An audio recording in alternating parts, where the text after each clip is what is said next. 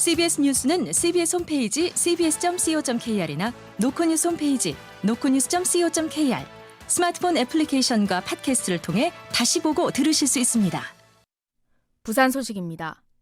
고준위 방사성 폐기물 처리의 근거 법안인 고준위 특별법을 여야 합의로 처리하려는 움직임이 국회에서 일자 부산 지역 시민단체가 거세게 반발하고 나섰습니다. 여야가 카드를 주고받는 동안 수십 년간 원전을 감내해온 지역민 의견 수렴은 뒷전으로 밀려났다는 지적이 나옵니다. 박진홍 기자가 보도합니다.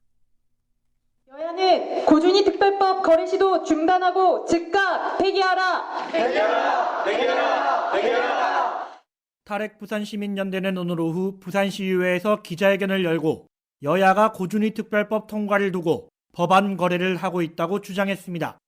국민의힘은 핵지능 정책을 목표로 고준위 특별법 통과를 바라는데 이를 위해 더불어민주당이 바라는 풍력법 등과 맞바꾸는 협상을 진행하고 있다는 겁니다.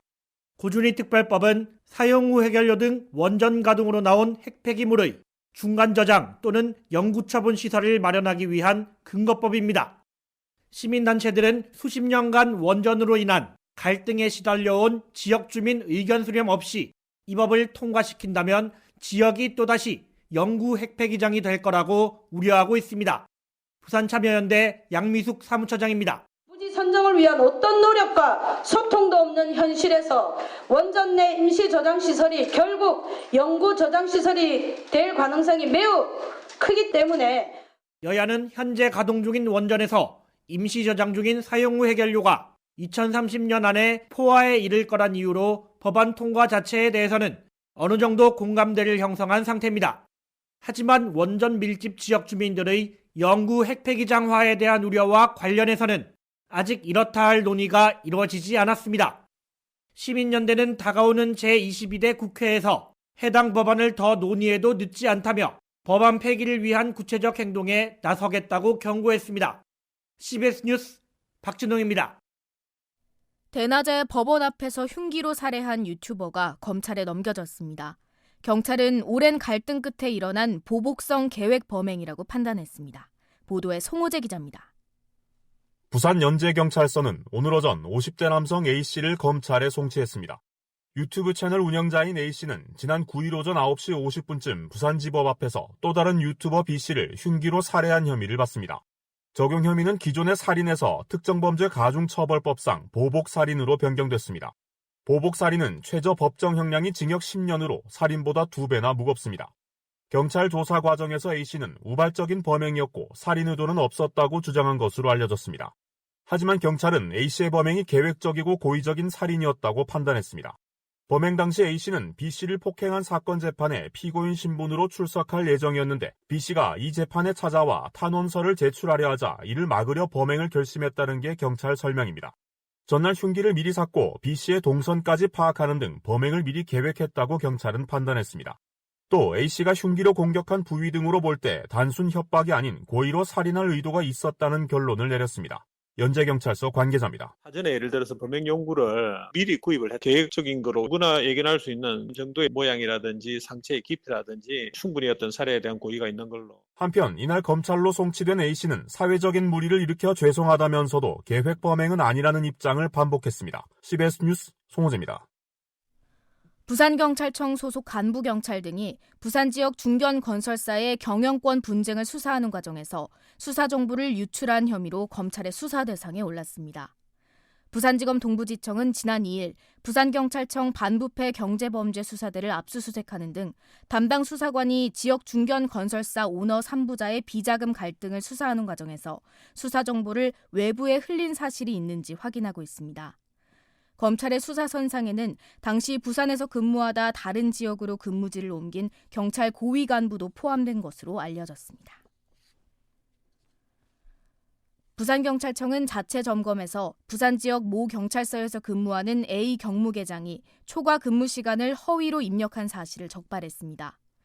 경찰 조사 결과 A 계장은 지난 3월 퇴근 시간 이후 사적인 용무를 보기 위해 사무실을 나갔다가 다시 들어와 초과 근무 시간을 입력한 것으로 드러났습니다. 경찰은 A 계장을 타 경찰서로 인사조치한 후 6개월간 초과 근무를 금지했고 부정 수령 금액 등에 대한 조사를 마치는 대로 징계 조치할 방침입니다. 가덕도 신공항 부지 조성 공사에 지역 건설업체들이 참여할 수 있는 문턱이 대폭 낮아졌습니다. 국토교통부는 시공능력 평가액 300억 원 이상의 지역업체가 컨소시엄에 참여할 수 있다는 내용의 가덕도 신공항 건설사업 지역기업 우대 기준을 공고했습니다. 지역기업은 입찰 공고일 현재 90일 이상 부울경에 본사를 둔 건설업체로 지역업체 특례에 따라 최대 20개사가 공사에 참여할 수 있을 전망입니다. 부산 조선업계는 오늘 부산 상위에서 조승환 국회의원 당선자와 만난 자리에서 조선소 등의 공유수면 점 사용료 부담이 과도하다며 경감해 줄 것을 요청했습니다. 이들 업계는 부산의 한 조선소의 경우 평당 공시지가가 176만 원에 달해 인근 울산 경남보다 무려 7배나 높다고 지적했습니다. 또 최근 조선 경기 반등으로 수주가 늘어나고 있는 만큼 현장 인력 조달 문제도 해결해달라고 덧붙였습니다. 부산시가 이전 첫 회 우승한 부산 KCC 이지스 농구단의 경기력 향상을 위해 사직 실내체육관의 시설 개선에 나서기로 했습니다. 시는 사직체육관 주경기장 바닥을 전면 교체하고 신형 전광판을 설치하는 한편 가변 좌석을 교체하는 등 시설 개선을 할 계획입니다. 날씨입니다. 현재 부산에 발효 중인 강풍과 풍랑주의보는 오늘 밤 모두 해제되겠습니다. 내일은 가끔 구름 많은 날씨가 이어질 예정입니다. 부산 지역 현재 기온은 20.8도, 습도는 49%입니다. 부산 CBS 저녁 종합 뉴스를 마칩니다. 지금까지 진행해 엔지니어 김상길, 기자 김혜민, 아나운서 하유진이었습니다.